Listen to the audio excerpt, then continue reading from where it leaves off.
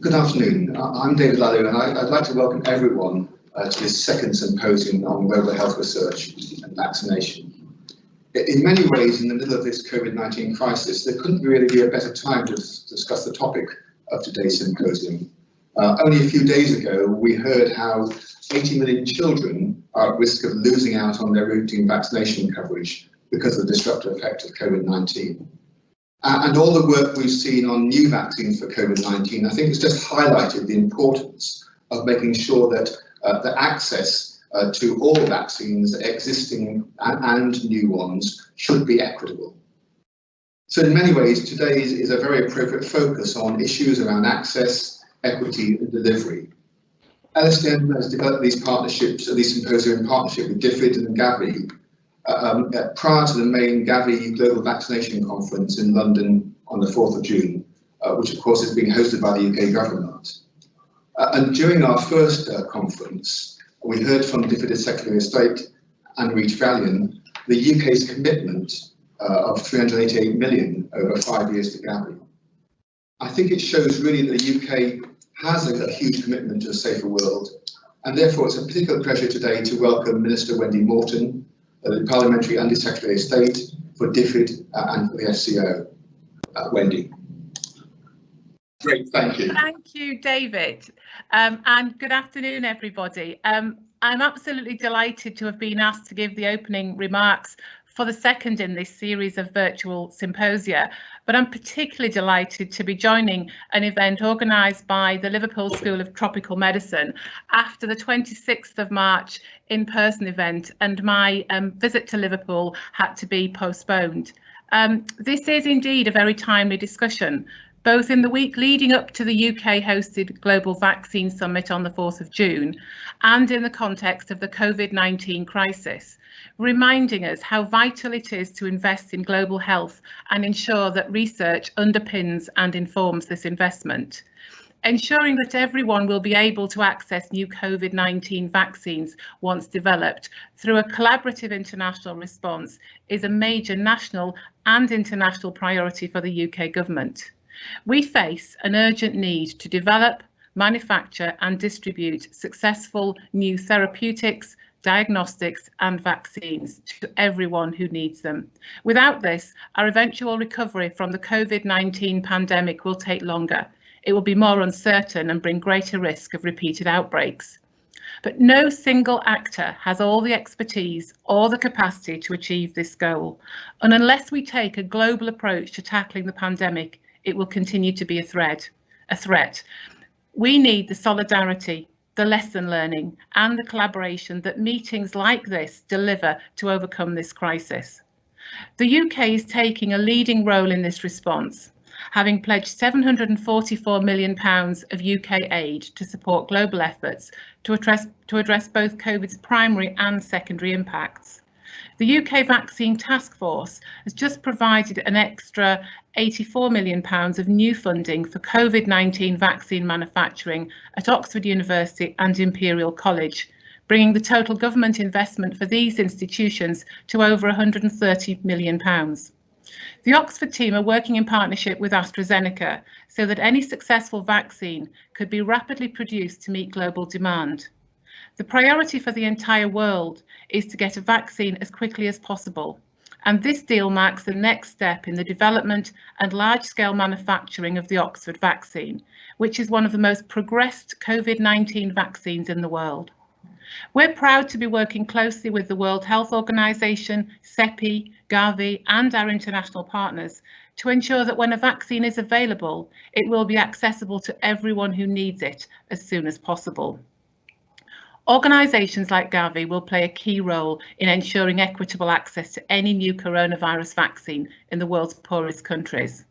While the Global Vaccine Summit is focused on funding Gavi's core mission, it's an opportunity to showcase how Gavi is uniquely placed to work with CEPI and global partners to accelerate access to a future COVID-19 vaccine.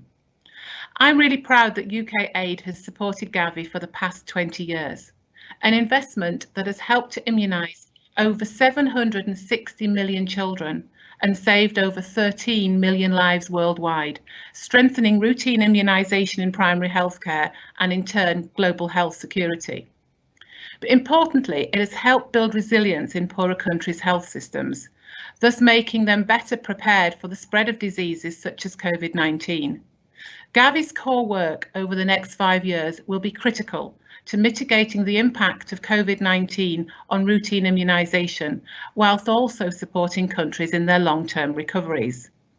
Our priority for the Global Vaccine Summit is to help Gavi secure the funding it needs to further deliver its life-saving work. As the Secretary of State for Development announced on the 29th of April, the UK has pledged the equivalent of £330 million a year for the next 5 years to Gavi, funding which will vaccinate 75 million children against vaccine-preventable diseases and strengthen health systems. We remain committed to taking a leading role internationally in the COVID-19 response and protecting people everywhere, particularly the most vulnerable and disadvantaged people from the threat of infectious disease. I'd like to thank the organisers for bringing together such an expert panel of speakers at such a crucial time.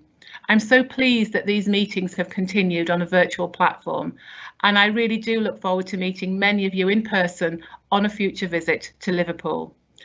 In the meantime, I do hope you'll be able to tune in and join us for the Global Vaccine Summit 2020 on the 4th of June. And I'd just like to end by saying a huge thank you to you all for the tremendous work that you're doing to help tackle infectious diseases and end preventable deaths around the world. Thank you. Thank you very much indeed. Our next speaker is Dr. Antara Sinha. She's a Senior Executive Officer at Gavi. Antara. It's a pleasure to be with you virtually, and thank you very much to Liverpool School of Tropical Medicine for hosting this event, the second in the series, and for the invitation. Thank you, Minister Morton. We are grateful to the UK for your vital support to Gavi, the Vaccine Alliance, and our mission to save children's lives through immunization. Gavi helps vaccinate almost half of the world's children. Equitable access to life-saving vaccines is at the core of Gavi's mission. Since its inception in 2000, under-5 mortality has reduced by more than 44% in Gavi-supported countries, and a decline in deaths of more than 70% from vaccine-preventable diseases. But these hard-won gains are now at risk.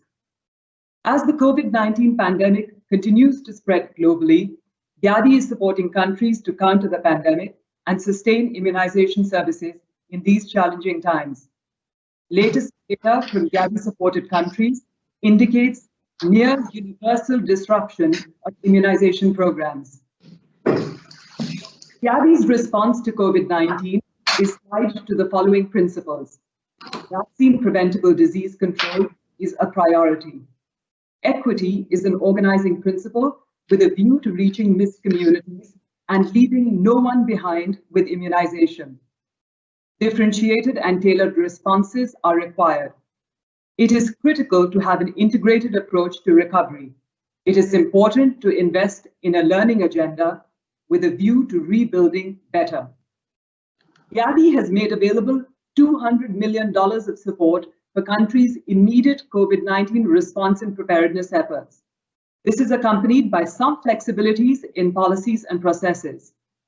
Gavi is also at the forefront of ensuring equitable access to COVID-19 vaccines when available. Immunization plays a huge cost-effective role in helping to maintain global security and economic stability. But it is perhaps only during these extraordinary times that the world is coming to fully appreciate the need for vaccines. This is a critical time for Gavi. On the 4th of June, the UK will be hosting the Gavi's Global Vaccine Summit, where we are looking to secure pledges for funding of at least $7.4 billion for the next 5-year period. This will enable Gavi to immunize a further 300 million children with the largest portfolio of vaccines ever, saving 7 to 8 million additional lives. It will strengthen health and immunization systems. After all, vaccines don't deliver themselves. It will also enable Gavi to continue to invest in vaccines and stockpiles for diseases against epidemic potential. Ebola, yellow fever, meningitis, cholera, and measles. A successful replenishment will mark the continuation of our common mission to save people's lives, contributing to people and countries' prosperity, and to make sure no one is left behind with immunization. I look forward to the presentations and discussions today and to hearing your questions and comments. Thank you. Thank you so much to Antara Sinha. We're delighted to collaborate and partner with Gavi, and really inspiring to hear how equity is an organising principle and the importance of leaving no one behind. And I'm Sally Theobald. I'm a chair in social science and international health here at the Liverpool School of Tropical Medicine, and I will be chairing the panel. And we have an excellent panel lined up for you, with a focus on, as Minister Morton said, on global lesson learning and on solidarity, on learning and sharing with each other, and on equity, access and delivery. And we very much hope that the discussions and the sharing will be helpful and feed into the Global Vaccine Summit on the 4th of June, hosted by the UK. So, before I introduce our panelists, I'd just like to run through some housekeeping. So, we have had some questions in advance, and we are looking forward to many more questions as we progress. So, please do send in your questions. Your questions will be published. We'll pick one question for each of our presenters. And for those that we can't answer now, we commit to writing a joint blog from all of us involved to respond to your questions. So we've done that for our first symposium. So Daniela Ferreira, Julian Hiscock, Rachel Tolhurst have responded to questions that we weren't able to answer. So please do, we want to hear from you. This is about collaboration and lesson learning. Do please send in your comments. We're looking forward to them arriving. So we'll move on now to our panel.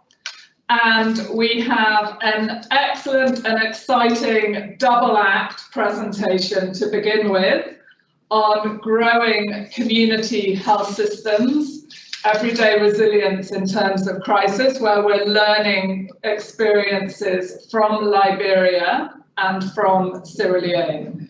And I want to start by introducing our first speaker, Janice Cooper. Dr. Janice Cooper is from Liberia, and she is the Carter Centre's Senior Project Advisor on Mental Health, with experience on managing research policy and implementation. She played a leading role in the development of Liberia's mental health policy and strategic plan, which explicitly calls for the integration of mental health and psychosocial interventions.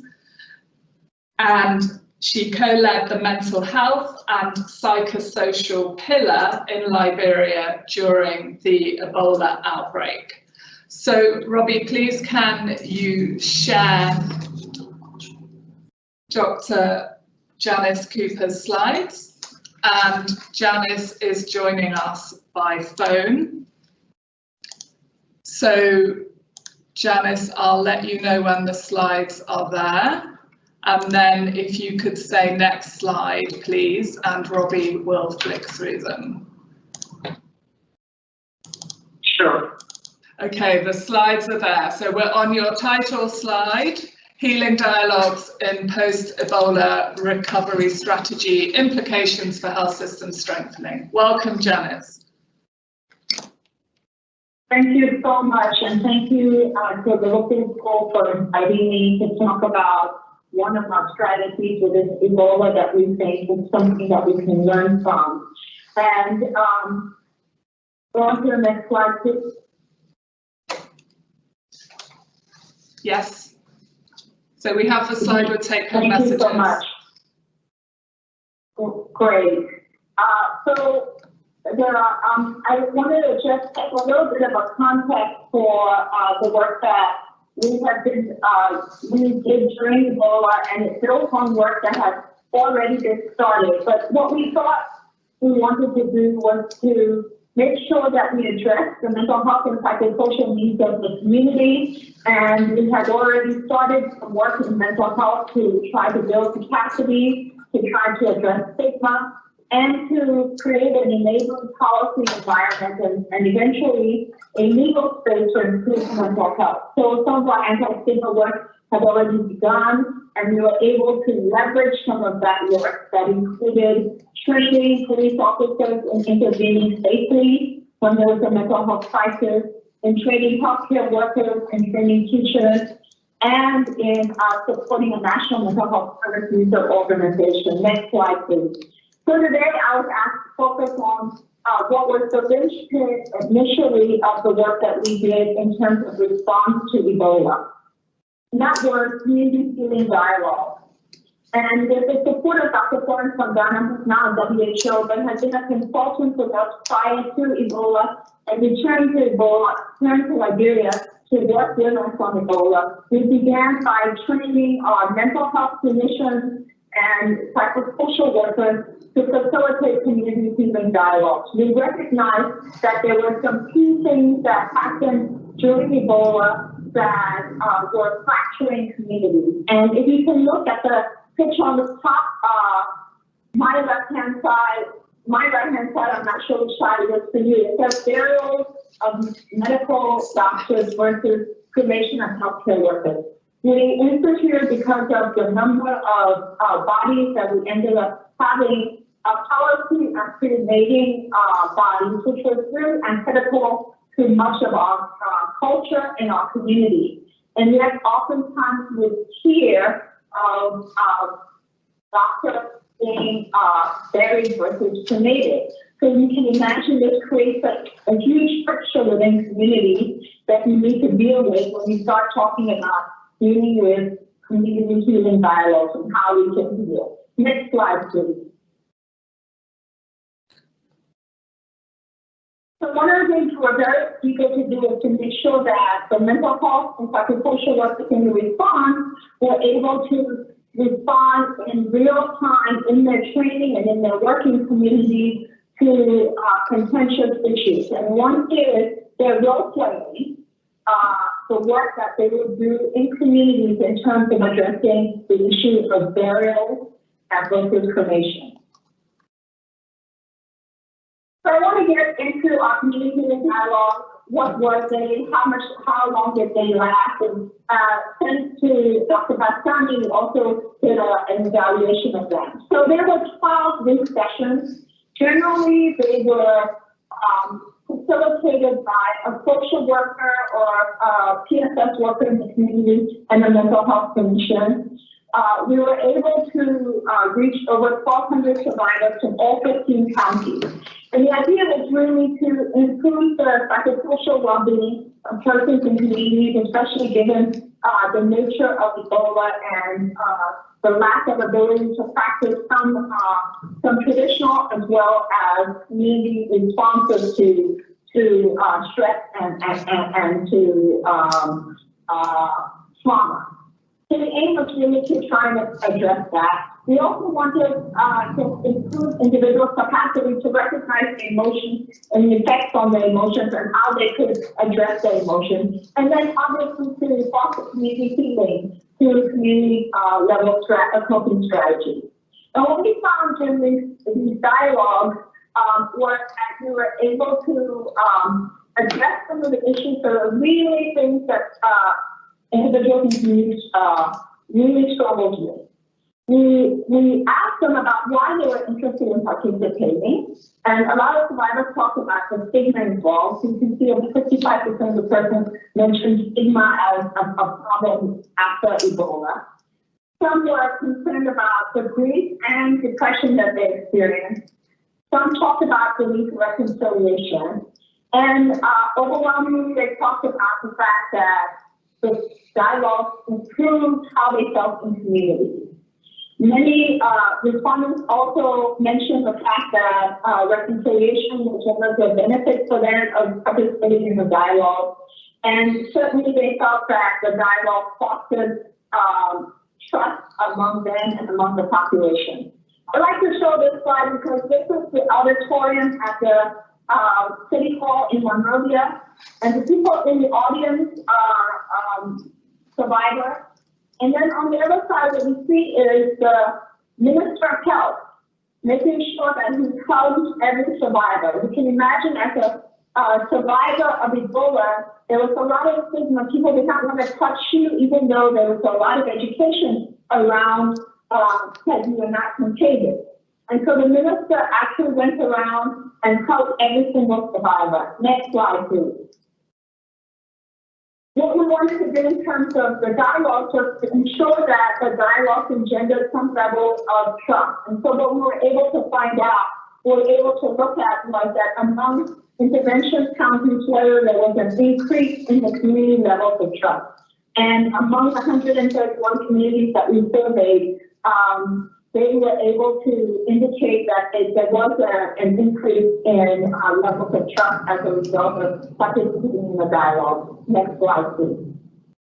We're also interested in looking at what the impact of post-Ebola was in terms of other mental health and psychosocial issues. And what we found was that there was a significant increase in the number of people that discussed that they became addicted to substances. And so we had a number of recovery groups in addiction and talked about pre and post-crisis settings, what was a sense of perceived social support.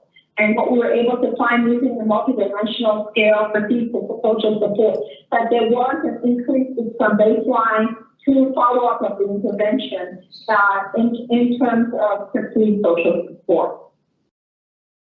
And then the other thing I wanted to quickly touch on, because I know my time is up, is that we're also interested in making sure that we leverage the resources we have right after post-Ebola to address women's health. And so we developed with the various associations of psychosocial workers a women's toolkit that we use immediately post-Ebola to address women's health. And I'll stop there. Thank you so much.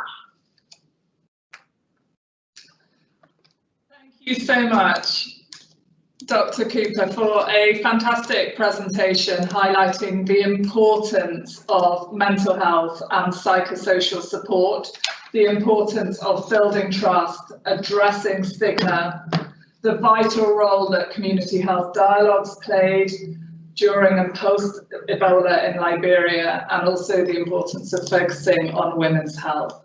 So lots of food for thought there. So participants, colleagues, please do send in your questions, and we're going to move now directly on to our next presenter, who I'm delighted to introduce to you, Dr. Hadja Wuri, who is the Dean of the Faculty of Nursing at the College of Medicine and Allied Health Sciences, University of Sierra Leone in Freetown.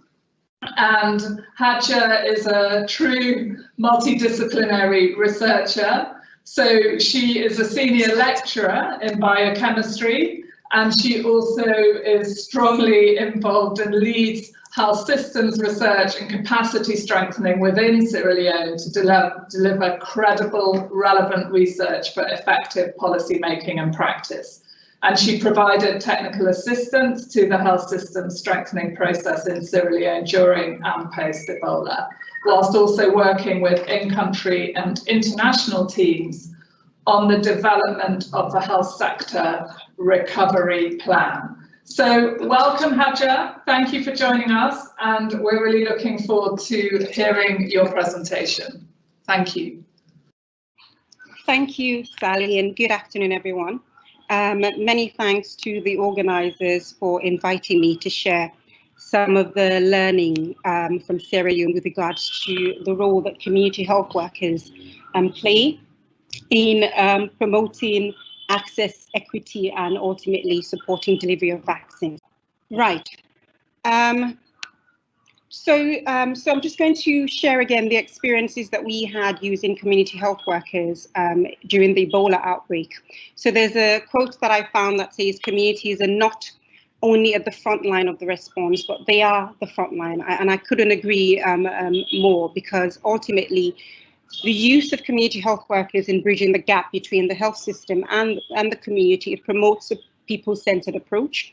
And during the Ebola outbreak, we saw community health workers being used as social mobilizers, contact tracers, and also part of the burial team. So they were very, very much important during the response.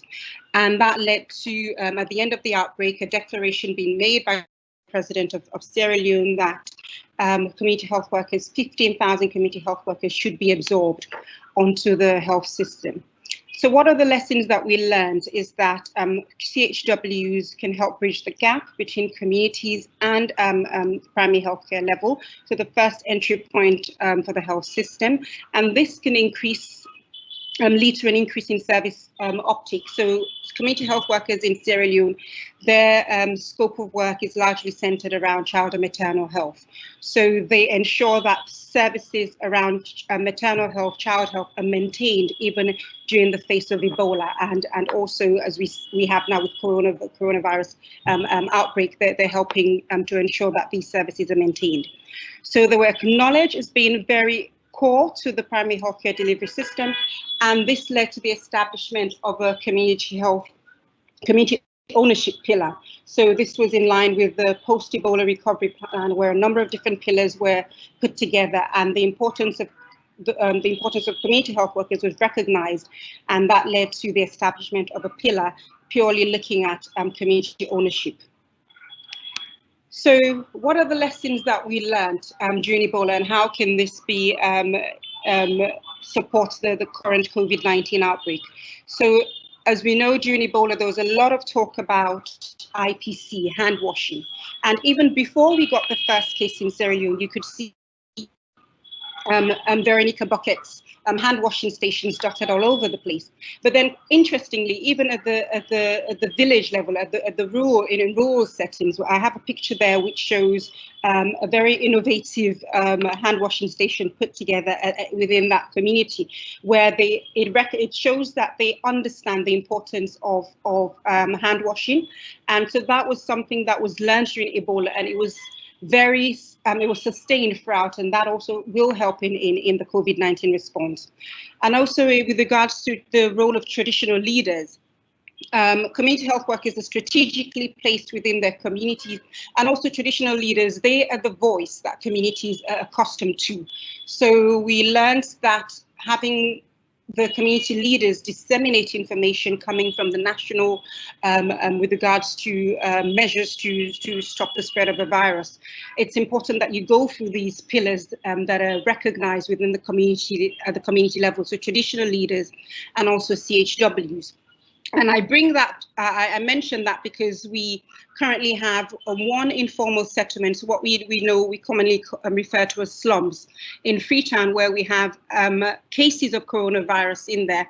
And without the first approach that the government used was to not involve the traditional leaders, and that did not go down well. But then when they incorporated the use of traditional leaders in that settlement, they promoted dialogue at that level with their leaders, and the response became favorable. So this shows that lessons that we learned during Ebola should be sustained. It should knowledge should be translated, and it should be adapted. So Ebola is not the same as coronavirus in terms of how the virus is spread, but then the lessons that we learned from Ebola, it's a disease outbreak, could be sustained and adapted during Corona. And then we also saw resilience in terms of the community health workers themselves. Before the Ebola outbreak, they were not supported adequately. But then in the post-Ebola phase, measures were put in place to ensure that they were supported. But then within themselves, they had intrinsic methods of supporting what they do at the community level. They recognize the role that they play And they ensure that they had psychosocial support, and also they were adequately incentivized in terms of financial incentives. And that was something that we learned, that we need to ensure that those processes are in place to ensure that what they're doing at that level, it's not fragmented, it's not stop-start. It's something that could be sustained and something that we can build upon. And then in terms of how this relates back to delivery of vaccinations. So I was involved in an immunization equity assessment not so long ago, last year, and some of the barriers, the bottlenecks that we found out in delivery of vaccines to promote access and equity were in terms of geographic accessibility, and also having adequate human resource for health. And that shows, so in terms of geographic accessibility, some communities are quite hard to reach. So the health workers, the formal health workers as we know them, cannot access these communities. But then if you have community health workers within those communities, they create that bridge. And also we have inadequate human resource for health in some of these communities. Again, community health workers can support that. So they ensure that these services are available to where the need is greatest. So there was a study that was done, a knowledge, attitude and practice study that was done in relation to routine immunization services in January of 2019. And this slide shows some of the preliminary findings, which highlights the important role that community health workers can play in vaccination. So when they were asked, have you ever visited a community health worker, 67% said yes. So that shows that they're a vital tool that we can use. And then when asked community health workers, have they ever discussed vaccination with you when they do their visits? 99% of the target group responded yes. So that shows the important role that community health workers can play in bridging that gap and ensuring that there's access, there's equity, and there's delivery of vaccination to the most remote community to other communities on the other end of the spectrum. Thank you very much. Thank you so much, Hadja, for an excellent and engaging presentation, and really highlighting to us the critical importance of community health workers and others at the community health level who play that vital role in being an interface between different diverse communities and the health system, a vital role in building trust, and a critical role also in equity. So really brilliant to hear those perspectives from Liberia and from Sierra Leone. So we have a question in, and it's a specific question for you, Hadja, which is, and it's from Haruko, who asks, are CHWs in Sierra Leone paid? What kind of support can they receive from the government, especially during a pandemic? So for example, PPE. And I wanted to ask both of you as well, Janice and Hadja, if you could also reflect on lesson learning. We're here to learn lessons. I think in the UK and beyond, we've got a lot we can learn from Liberia and from Sierra Leone. What struck me was the importance of strategies to nurture trust. And I wonder if you could both face the challenge of distilling lessons around trust building. And then Janice, there's also a specific question for you, which is from Cherie, who asks about the community healing dialogues and whether these were sustained after the 12-week sessions. So Hadja and Janice, if I could ask both of you to reflect on trust and lesson learning, and Hadja, a specific question for you about support for CHWs, and Janice, a specific question for you around whether community healing dialogues were sustained. So Hadja, would you like to go first? Okay, thank you, Sally, and thanks to the participant who shared the questions. So in Sierra Leone, CHWs are paid, they're incentivized. But then there have been challenges with that. which has been rather unfortunate. But then the lessons being learned in that is that there was a research consortium that I was involved in, the Rebuild project, where we did work on how to support and manage CHWs to ensure that the process itself, the policy, the new CHW policy that was implemented in the post-Ebola phase was sustainable, because we know the importance that they play at that level. So we have worked very closely with the hub within the Ministry of Health, which is known as the CHW hub. We have been sharing some of our findings as we go along that research process to inform how the policy has been implemented. And it's recognized that, yes, they need to be incentivized. So measures have been put in place to ensure that that will be sustained, but it has been a challenge so far in terms of keeping them supported and in terms of financial resources. And then there was another question about what further support can they receive in terms of personal protective equipment. Absolutely, because they're the first point of call. So in order for them to work effectively, they need to be protected. So it goes without saying that they should be supported. During Ebola, they were supported when they worked as social mobilizers, the burial team, and contact tracers. They were supported in terms of their personal protective equipment. And during the COVID-19, the lessons learned from that will be cascaded into that response. And then can I also just ask the question about trust building? As we know, Ebola, there was a lot of myths and stories going around in Sierra Leone about how the virus itself was transmitted. There's a high level of mistrust between the service users and the health system itself, and that could be seen as stemming from the post-conflict context. But community health workers, they were seen as sons and daughters of the soil. So what we found during Ebola was in the beginning of the outbreak, when somebody from outside was sent to these communities with messages to disseminate about how to protect themselves and what to do with the dead bodies and so on and so forth, those messages were not going through because they were seen as outsiders.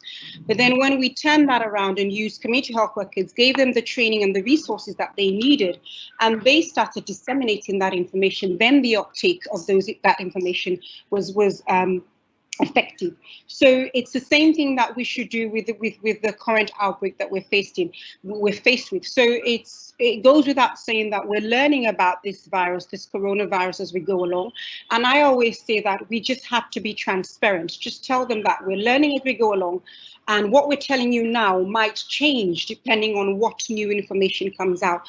But if that message is being sent at the community level with using structures that they're familiar with at the community level, so the traditional leaders, the religious leaders at the community level, the CHWs at the community level, and we're just very open and honest that what we are telling you now, when if in a few weeks we might learn something different, we might come with something else, then the uptake would be much more encouraging, as opposed to going in and saying, right, this is set in stone, what we're telling you, this is it now. So it's just being very transparent, being very, very open, and using the structures that have been working, as we saw during Ebola, using those community pillars, those community structures that have been working, and just maximizing on those and supporting them to ensure that the message is sustained.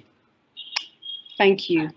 Excellent. Thank you so much, Hadja, for sharing those insights around strategies, systems and structures to nurture and maintain trust. So Janice, can we hear from you now, please? So the same question around how to support and build trust, and then also to learn more about the community healing dialogues and whether they were sustained after 12 weeks. Thank you. Okay. Thank you. So let me start by talking about building the trust and the lessons learned. I think we engaged very early on traditional and religious leaders, and they were part of our social mobilization messaging as well, because very early on, as was happening in COVID, after initially closing down areas where there were mass congregations, there was a lot of pressure to open them up. And I distinctly remember us having to deal with midnight mass ceremonies during the middle of Ebola. and what we needed to do to convince the religious and traditional leaders, those that needed convincing, that they needed to practice infection prevention control so that was not a place to spread it. So I think that's one of the places where we worked really hard. We started really engaging religious and traditional leaders and showing them where the modes of transmissions were coming from. Many of them were extremely surprised to see that it could be one cluster, and in the middle of that cluster would be a religious or traditional leader. So we really tried to be as transparent as possible with all the information we had, as early as possible. So I think that's definitely one thing that we learned. I think even in with the lockdown now, in terms of lessons learned, we're really concerned that we build up this, we attend to the mental health and psychosocial needs of the entire, not just the people who are we are responding to, but the entire response as well. Because it just takes one infected healthcare worker and some fear-based behavior, and then the whole response is in jeopardy. And indeed, we did have that. On the day that a person with Ebola was supposed to have a second test to be released from an Ebola treatment unit, she had a psychiatric break. And that completely dishambled that particular facility. Healthcare workers were running out of shelter. Again, you need to make sure that you're taking care of the mental health and psychosocial needs of your response so that you avoid those fear-based behaviors. And then the final thing I would say, and what really got us to work very hard on the community and dialogue was the fact that we saw a lot of ostracization of survivors. The survivors weren't allowed to go and draw water from the well in their communities. They were not allowed. They would leave their houses the whole day and only come back on the cover of night because of the stigma. So we were very concerned that we make sure we address the stigma and be as transparent as possible. Did I get all the questions? Yes, thank you. Yes, thank you so much, Janice, and for highlighting the importance of systems, structures, transparency, and addressing stigma and ostracization. So massive thanks to Janice and Hadja for sharing their really critical and illuminating experiences. And I want to move on now to introduce our next speaker, Dr. Rachel Thompson, who is the director of the Countdown Research Consortium here at the Liverpool School of Tropical Medicine. So Countdown is dedicated to investigating cost-effective scale-up and sustainable solutions necessary to control and eliminate the most common neglected tropical diseases. And Rachel focuses on health systems strengthening approaches to neglected tropical disease drug delivery, researching how NTD activities can support broader health systems. And she's going to talk to us today about leaving no one behind, applied health research on neglected tropical diseases and health systems strengthening. So welcome, Rachel. We can see the slides. Thank you. Well, thank you very much for inviting me to take part in this virtual symposium. I'm talking on behalf of the whole Countdown Consortium. I'll start by giving an overview of the research programme and give some examples of the work that we've completed. Then I'll present one case study that highlights the health systems approach that we use, and end with how the learning from Countdown can be applied to other health interventions, including vaccine delivery. So Countdown is a 7-year programme of neglected tropical diseases. It's funded by DFID, and it's dedicated to finding cost-effective, scale-up, sustainable solutions that are necessary to control and eliminate the most common NTDs. It's a truly multidisciplinary research programme with disciplines ranging from lab scientists, parasitologists, health economists, and qualitative researchers. It brings together people with a range of backgrounds: healthcare providers, policymakers, research uptake specialists, ministries of health, and non-government organisations. Its focus is on conducting research to ensure that no one is left behind in mass drug administration, or MDA for short, campaigns, and on developing NTD implementation research that can support health system strengthening. Equity, rights, responsiveness to gender and disability are core values that run throughout all the research. Over the last 5 years, Countdown has conducted research in 4 countries in West and Central Africa. These were purposely chosen to have contrasting health systems and to be at different stages of NTD disease control. In the final 2 years, Countdown is focused consolidating evidence from all 4 countries to bring out cross-country examples and to expand the research impact regionally. In Liberia and Nigeria, pilot interventions have been developed that build on previous work from all the countries. We're also going to look beyond MDA at how to reach and support those suffering from NTDs, as research has shown that these groups are the least likely to be able to access services and are very often missed by current NTD programs. This slide shows some of our key findings grouped into categories.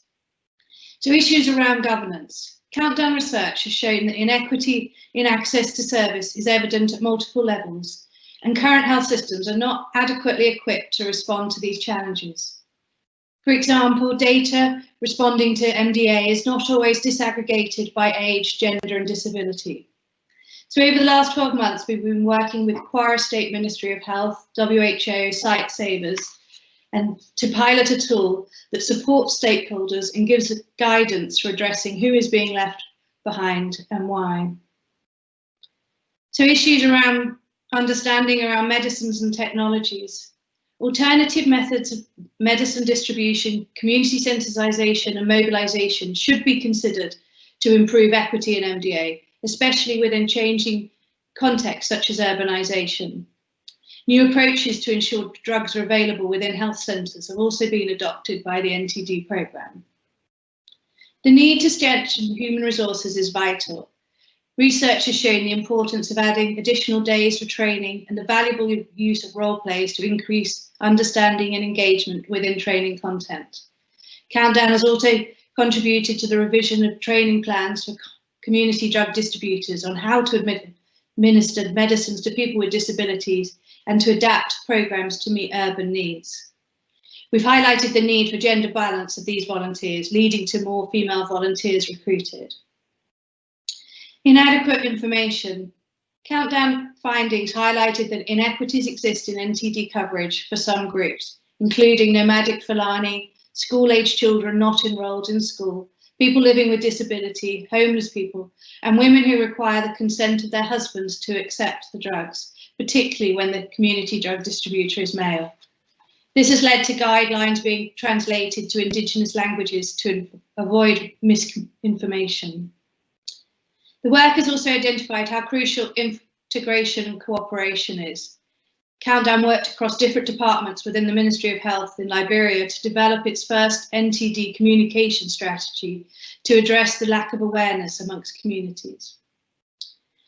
Inequitable finances. Health economics work in Cameroon has shown that poorer populations are the most vulnerable to the impact of living with NTDs. These groups have the least access to preventative services, and it shows significant associations between schistosomiasis infection and several demographic and socio-economic variables. We've also highlighted the large burden of out-of-pocket payments by teachers and volunteers when distributing drugs. Costs incurred included transportation to collect drugs and feeding during distribution. Service delivery issues. The crucial role of community drug distributors and volunteers was explored in all countries, and research found that by involving these volunteers and community members in planning MDA, it can have a highly valuable effect on the uptake of drugs. The timing of when the drugs are distributed is also crucial, and often needing to avoid coinciding with seasonal work and religious festivals. We thought it would be useful to present a case study of the systems approach that we've adopted. There is little or no data on female genital schistosomiasis from endemic areas, but FGS is suspected to affect up to 56 million African women and girls. When untreated, the damage that FGS causes includes infertility, miscarriage, ectopic pregnancies, spontaneous abortions, prematurity, stigma, depression, and genital lesions. It's often associated with the words of bloody urine, and the word in Ghana for the disease of schistosomiasis means bloody urine. This results in the fact that many men, women, and community workers believe that women do not get schistosomiasis or are at less risk of it because they don't have this symptom. Men commonly believe the disease is spread to women through sexual contact with infected males. Previous work by the Countdown team in Ghana identified high levels of stigma for women and girls attending clinics with potential FGS symptoms.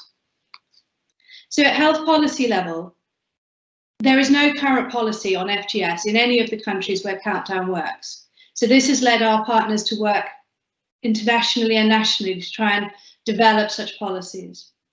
At health systems level, there are no current services at any level for FGS. This has led to the idea of developing a clinical algorithm to diagnose, treat and refer FGS services.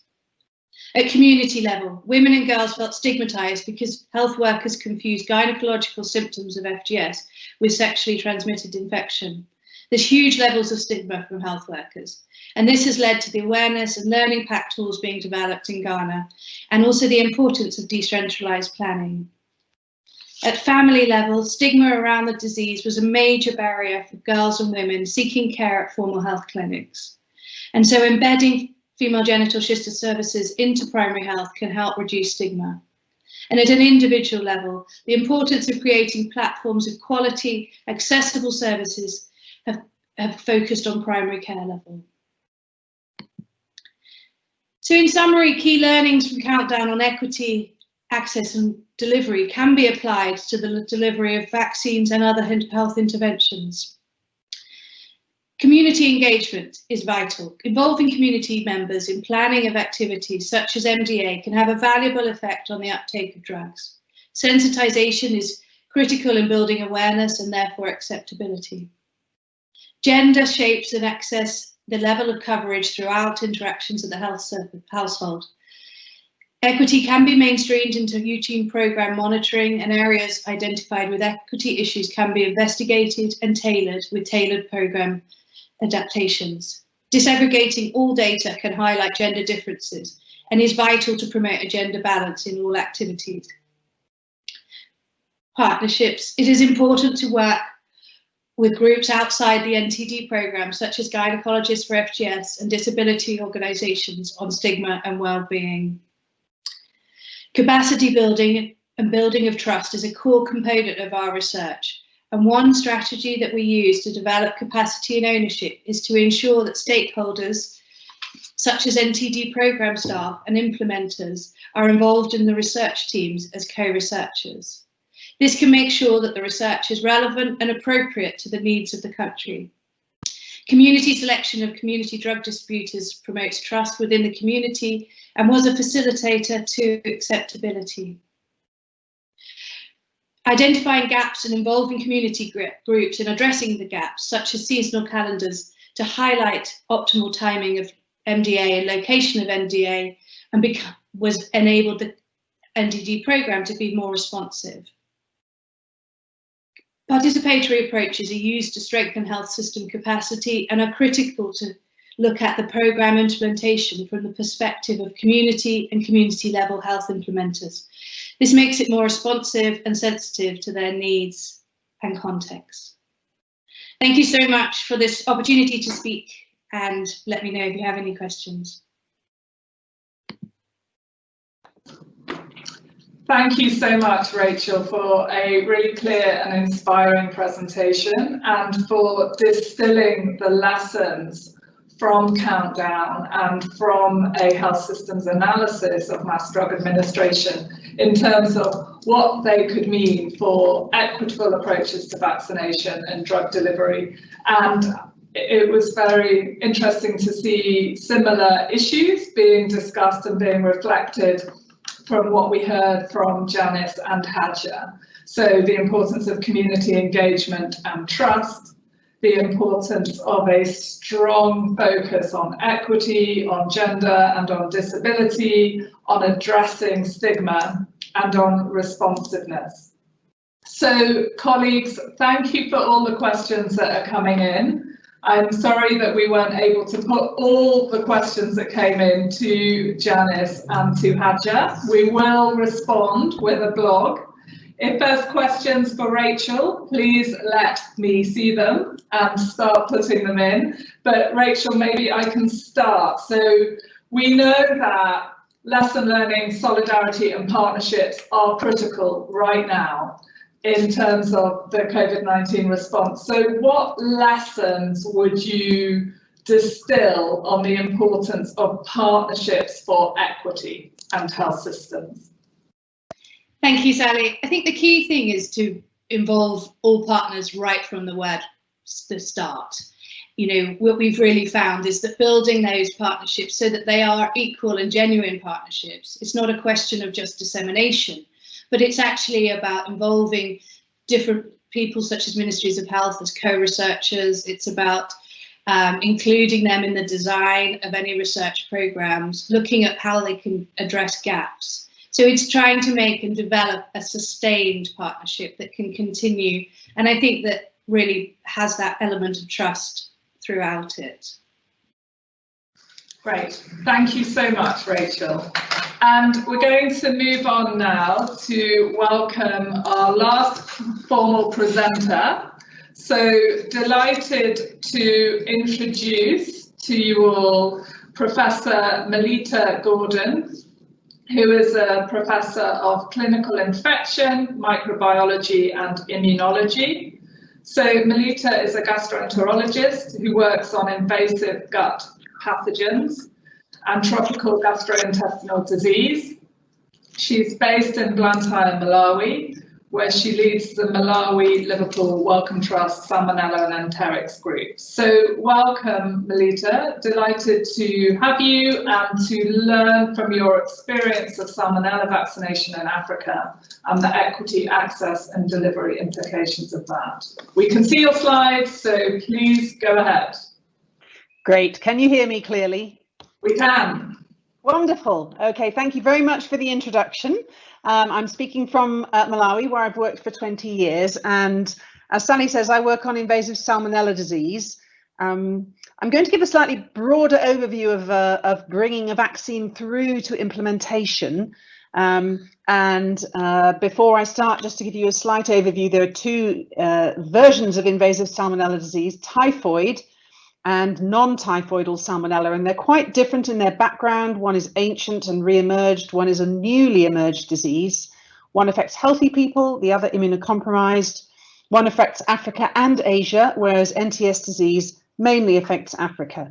What they have in common is that they are driven by poverty and inequity, and that they're also driven by multi-drug resistance. And I hope both of these will come out as we speak a little bit more and focus in on typhoid.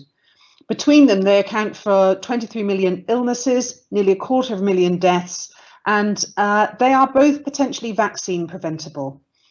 We're talking about inequity here, but I always say that salmonella, unfortunately, is rather democratic in that if you live in Malawi, there's a salmonella for everyone. If you're very young or very old, you'll be affected by NTS. If you're anywhere in the middle, typhoid, you're susceptible to typhoid. If you're immune competent, that is the group of patients that are particularly at risk of typhoid, curiously. Whereas if you are immunocompromised, you're at risk of invasive non-typhoidal salmonella.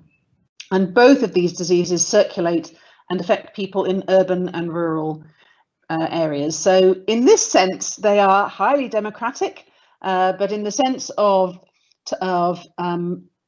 disproportionately affecting people who are in poverty, they are diseases that are prototypes really of poverty-related diseases. In Malawi, we've experienced 3 sequential epidemics, first of 2 different non-typhoidal strains in blue and red, and much more recently, an epidemic of Salmonella typhi, which causes typhoid. All 3 of these epidemics have been driven by multi-drug resistance. This has been a very key factor, and we'll come back to this when we reflect on implementing typhoid vaccines. We were in the position of being able to illustrate how typhoid emerged in Africa really very recently from 2011 onwards and spread very rapidly. We were in a position to do this because we've had long-term funding from the Wellcome Trust over 20 years. And again, we'll refer back to the rapid timescale and the need for a rapid response. as we think about the typhoid programme. So if you consider what it is that you need from the point where you first see a disease is there to get it through to a vaccine programme, there's a number of steps that you need, and you need long-term funding for this. So you have to understand the epidemiology, you have to understand the host, you have to understand the pathogen and how they interact. You need to have an appropriate vaccine designed, you need to go through vaccine trials, and then you need the support to implement it nationally and measure its impact. So this is a long-scale programme. I was very fortunate when I started working on Salmonella that here in Malawi we have fantastic background of enormous successes with rotavirus and pneumococcal vaccines, which are both now nationally implemented and have gone through all these stages ahead of me. I also had the background that I've been working in non-typhoidal Salmonella since 1998 to bring it through to the point of vaccine design. This meant that when typhoid suddenly emerged in 2012, I had a lot of scientific and operational history and background and synergy to build on. And I think it's worth pointing out that we've been able to advance this because of long-term funding in a very low income setting that's allowed us to move the typhoid vaccine forward in the way that we have.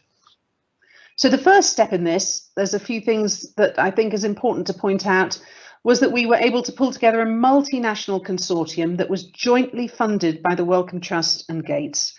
I believe this is the first time that they had worked together to co-fund a major initiative like this, and it made an enormous difference. And I think it's just worth pointing that out in terms of commitment from funders. It gave us the ability to do 600,000 years of person follow-up to understand the burden of disease, to look for diagnostics, and to gather all the information that we would need to understand the potential impact of a typhoid vaccine.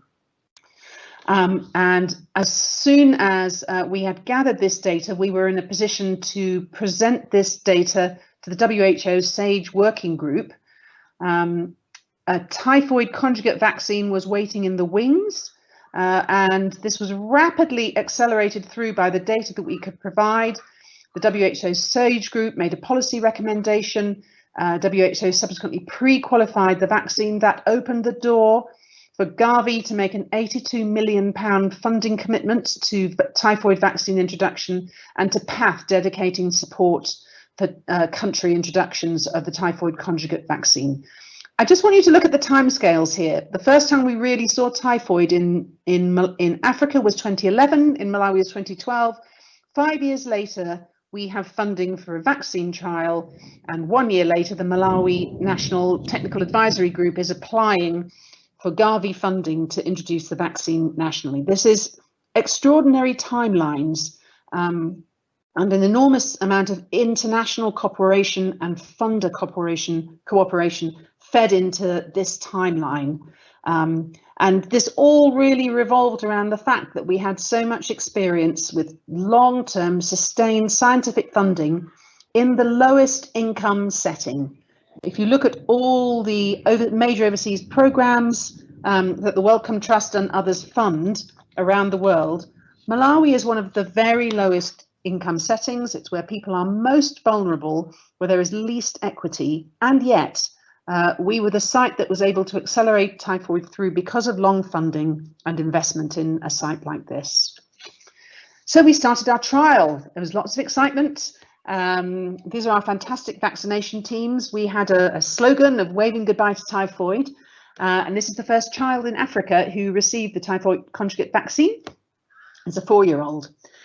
Of great importance, I think, was that we chose to base our vaccine campaign through schools.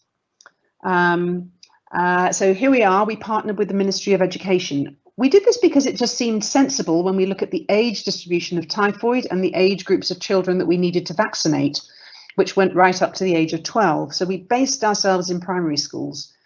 We didn't really appreciate quite how well this would be received. The Ministry of Education here had never worked together with a vaccine campaign in this way. The permission went right up to the top and came back with great enthusiasm for the Minister of Education himself, and that enthusiasm percolated right down to individual teachers.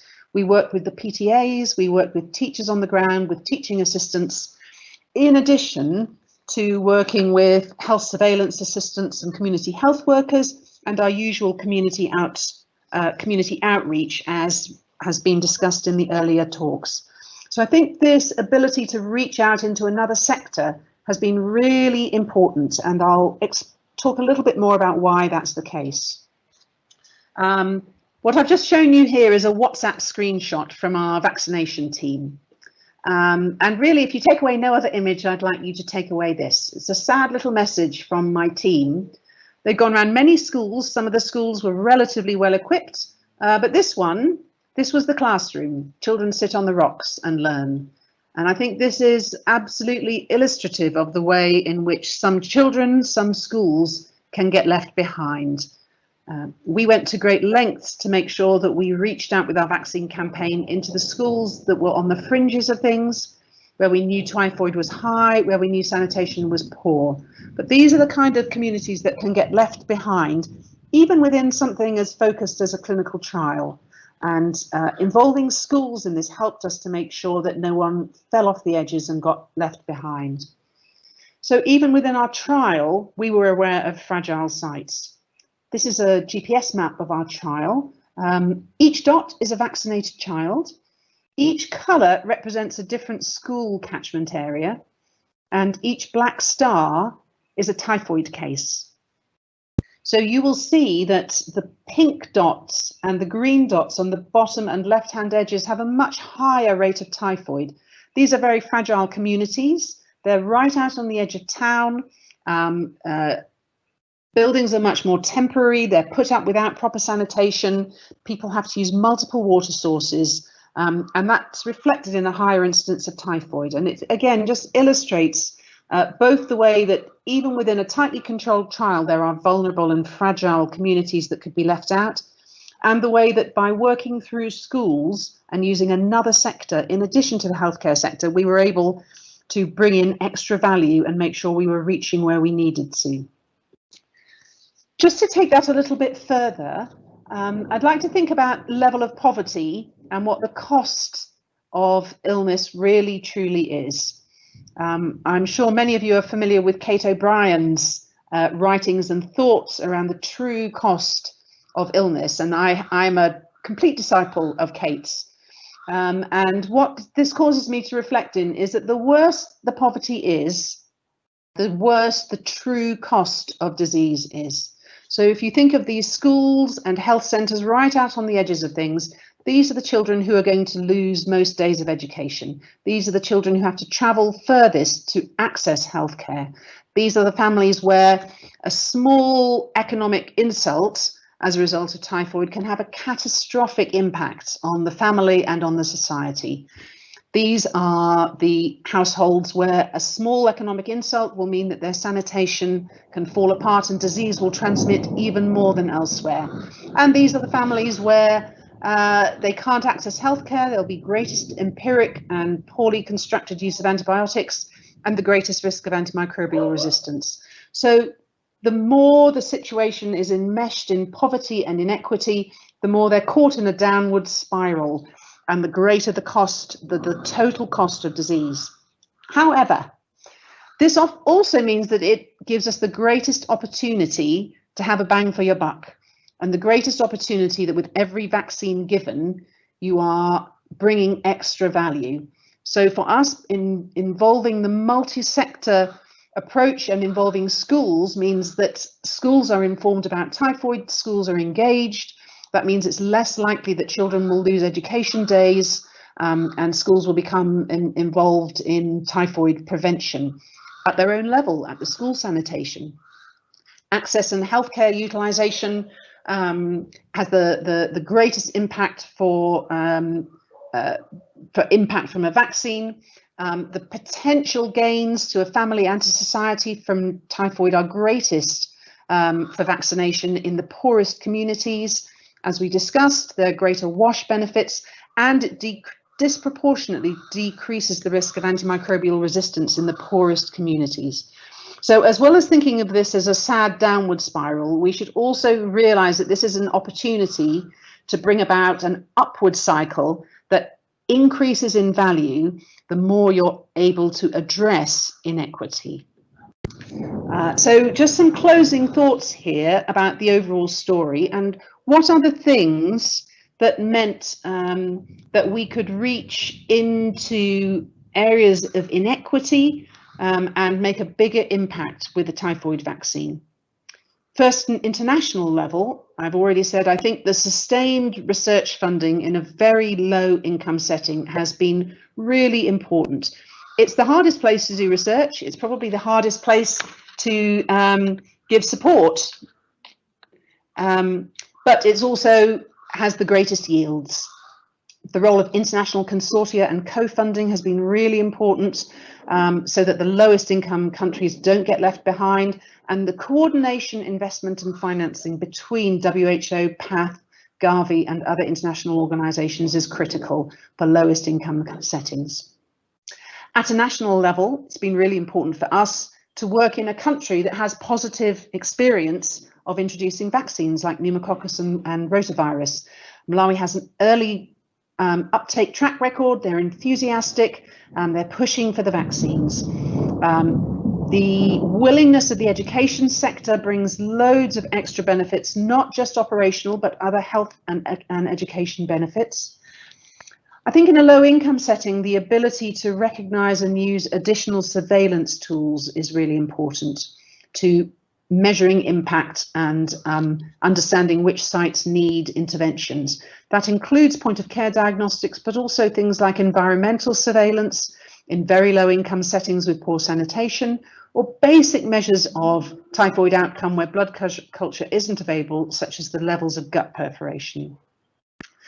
I think it's really important that we can pull together different data sources to capture the full extent of costs and lost opportunities in the poorest communities. And that includes understanding the risks of antimicrobial resistance and the risks and potential benefits of vaccination in the poorest communities. Finally, I guess my last reflection is that, as with all things, there's sometimes an element of fortuitous timing. So for us, the synergy with our non-typhoidal salmonella work has been enormous. And I think also there's been a wonderfully fortuitous timing in that the vaccine became available just as multi-drug resistance spread across to Africa. So although the burden of disease went up, this also created the critical burden that was needed for vaccine production, vaccine investment, and for vaccine companies to get involved and to be willing to develop their own vaccines. So there's an element of fortuitous timing for the commercial development of these vaccines, and I think that's maybe something that the final symposium that LSTM will be working on will come through. We've just had a thunderstorm start here, so I do apologise if you can't hear me as clearly as you might. You may hear the rainfall and thunder. It's not the season for this. I guess my last thought of all is that having had this success with using our experience to rapidly bring through typhoid vaccines in a very low income settings, the next step of course is to now leverage that experience through to accelerating MTS disease vaccines from vaccine design through to vaccine trials and implementation as well. Thank you very much. I'll stop there. I hope that the sound is still okay through the rainstorm.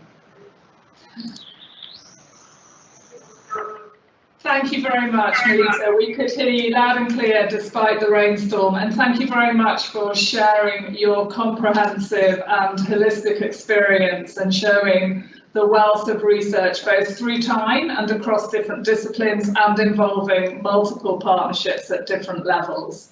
So there's a question that has come in for you, which is around how do you reach children who are not enrolled in school? So for example, those with lower socioeconomic status or girls. And in addition, can I ask you to reflect briefly on lesson learning for multi-sectoral partnerships? Clearly that is critical for health system strengthening and vaccine research as we move forward. So any particular lessons on supporting and cementing multi-sectoral partnerships, and then what about reaching children not enrolled in schools? Thank you. Okay, so schools, primary school education in Malawi is free and universal. Having said that, I am quite sure that there are children who do not attend school, and probably, as the questioner says, particularly girls. So I would have several reflections on this. The main one being that what we were struck by was the level of community engagement. We tended to send out a message with each child home to say, bring your parents and come and get a vaccine. And what we found was that each child came back with a parent or guardian, and quite often 4 or 5 additional siblings, the neighbours' children, so there was very high enthusiasm for the vaccine, and we found that the reach for our invitations was much broader than we expected, and it would typically reach across several next door neighbourhoods. I think some of this was just down to Malawi's general positive experience of vaccines. The other was that we did a lot of more broadly based community engagement. In addition to our work in the schools, we had a van with a jingle. We moved through the neighbourhoods as we went to each school. Our vaccine trial pharmacist is also a quite well-known local musician. So he composed several songs about typhoid, and we went through communities, and kids would come out of the school and sing and dance about typhoid and vaccines. So our engagement was broader than just using the schools. Of course, we can't be sure that we reached every child. We never can. But we did additionally have, we're in the fortunate position of having a census of these neighbourhoods. And we know that our coverage was quite high in relation to the broad census as well. So, I guess in summary, the broader based your engagement can be, the better. So that perhaps reflects on the second half of the question, multi-sectoral involvement. We used music, we used literally setting up a tent in communities. We made extensive use of community health workers and health surveillance assistants who all live in the communities that they serve. We made extensive use of meetings with local leaders and village headmen within the townships. We went to them and they came to MLW to us as well. And I think there was also a very important linkage. Although we went direct to the Minister of Health and we had permission and enthusiasm cascaded down from the top of the ministry, there were also really important local interlinkages between the Ministry of Health and the Ministry of Education. And in our particular instance, there is a local officer who links nutritional care in schools with the Ministry of Health. So that person's job is to be a direct link between the Ministry of Health and the Ministry of Education. The particular woman we worked with is called Marjorie. Marjorie was our absolute superstar of this campaign. I mean, we attribute our high coverage and brilliant success to Marjorie, really, and I think she embodied that multi-sectoral link between the health service and the Ministry of Education. So I think you've got to find your Marjories in your community. Okay, thank you. Thank you so much, Melita, for those responses. And we're going to move on now to hear from our panellists. And unfortunately, we've had apologies from Dr. Queen Dube, Head of Paediatrics at Queen Elizabeth Hospital in Malawi. She's been called away on urgent COVID response. So I'm delighted to introduce you all to Dr. Jeremiah Chakaya from the Respiratory Society of Kenya and from Impala Grants. So Jeremiah is from Kenya. He worked as a TB and lung disease researcher at the Centre for Respiratory Disease Research and later served as a TB program manager with the Ministry of Health. And at the international level, Dr. Chakaya has held multiple positions. So to just give you one of them, Vice Chair of the Stop TB Partnership Coordinating Board. So Chakaya, thank you so much for joining us. And what I would love you to do, please, is to give us a brief 3-minute reflection on what you've heard from our presenters and to understand the extent to which these experiences resonate with your own of leading and supporting TB and lung health in Kenya and internationally, and any recommendations or lesson learning for us around equity, access and delivery for health systems and vaccines. Thank you. Over to you. Thank you very much for the very good introduction.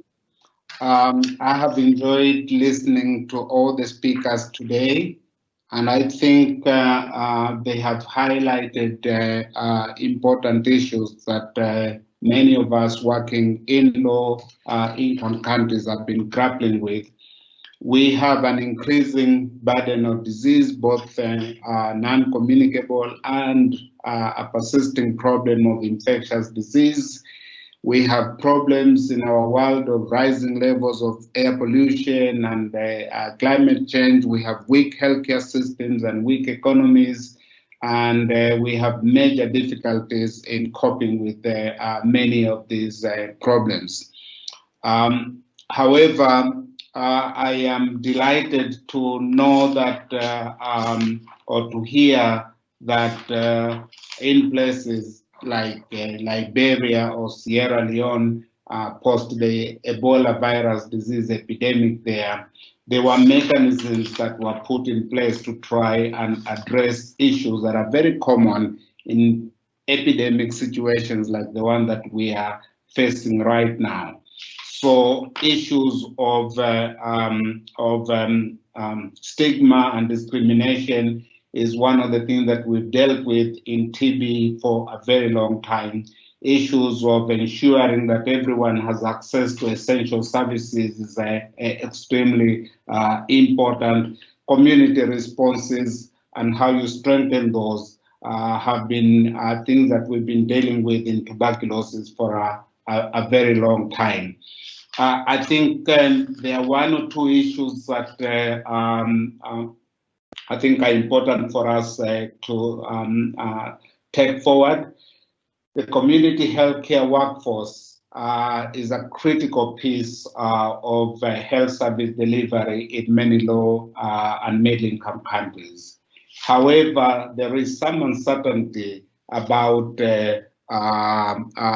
how these healthcare workers should be supported in a sustainable way. And how community healthcare workforce, for example, is linked to community system strengthening in general.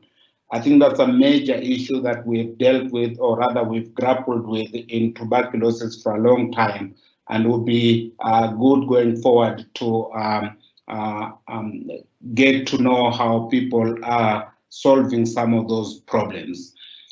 I think I'm very excited to hear about the Countdown Consortium. I think it really demonstrates the way in which problems in low and middle income countries need to be tackled. You need many partners. You need many partners at the funding level. You need many partners at the implementation level. You need to be multidisciplinary for sure, and you need to engage your communities. I think that, to me, was really nice to hear how that program has been moving forward to achieve the kind of results that it's been achieving. I think it's really critical for us to keep understanding that at the end of the day, even though we are making good progress with some diseases, there's still a lot of people that are being left behind. In tuberculosis, for example, the World Health Organization keeps telling us that a significant proportion of people who are developing TB every year are not being identified and linked to treatment. So how do you identify all these individuals and make sure that you link those to treatment? I think that's an important thing, and lessons what has just been presented from Malawi by Professor Gordon are extremely useful lessons that could help us all design programs for reaching those that are fragile and vulnerable. I think I had some interesting things and very illuminating things about poverty and the impact of poverty or rather the impact of illness on poverty, and that the worse, the poorer you are, the bigger the cost of illness. And I think this is important and very, very key for us who work in diseases like TB.